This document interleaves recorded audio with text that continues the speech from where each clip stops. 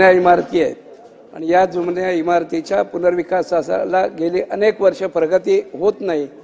पावसाळा आल्यानंतर ह्या इमारती कोसळल्या जातात आणि म्हणून काही दिवसापूर्वी राष्ट्रपतींकडे या कायद्याची निर्मिती झाली, हा कायदा झाला आणि या कायद्याच्या अन्वये ज्या जुन्या इमारती आहेत 15,800 उपकर प्राप्त, या इमारतीचा पुनर्विकासाचा मार्ग मोकळा झाला।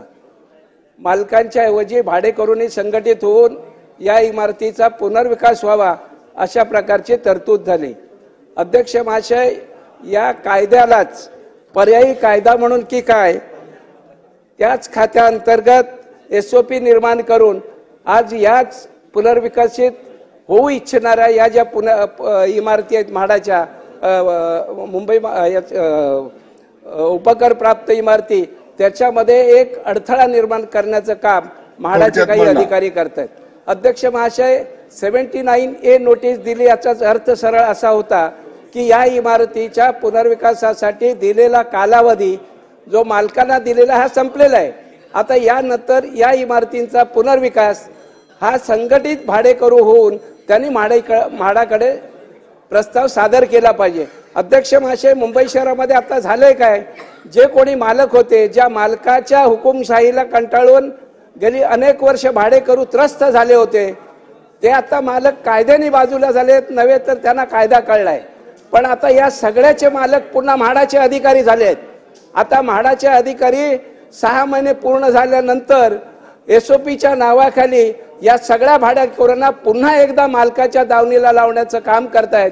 तुम्ही मालकाकडेच पुन्हा जा, तरच तुमचा पुनर्विकास होऊ शकतो, अशा प्रकारची जबरदस्ती ही भाडेकरूंकडे केली जाते। अध्यक्ष महाशय, दिवायशी काळे नावाचे दिवायशी आहेत जे ताडदेवला बसतात, अनेक वेळा त्याला सांगितलं, आता भाडेकरू संघटित झालेले आहेत, दिलेला मालकांचा कालावधी संपलेला आहे, कायद्याने भाडेकरूंनी प्रस्ताव सादर करून तो पुनर्विकास त्या इमारतीचा झाला पाहिजे, अशा प्रकारची तरतूद असून सुद्धा आपण भाडेकरूंना यापूर्वी मालकांनी अन्याय केला, आता आपण अशा प्रकारचा अन्याय करू नये अशा प्रकारची विनंती केली तरी सुद्धा यामध्ये प्रचंड मोठ्या प्रकारचा भ्रष्टाचार चालू आहे।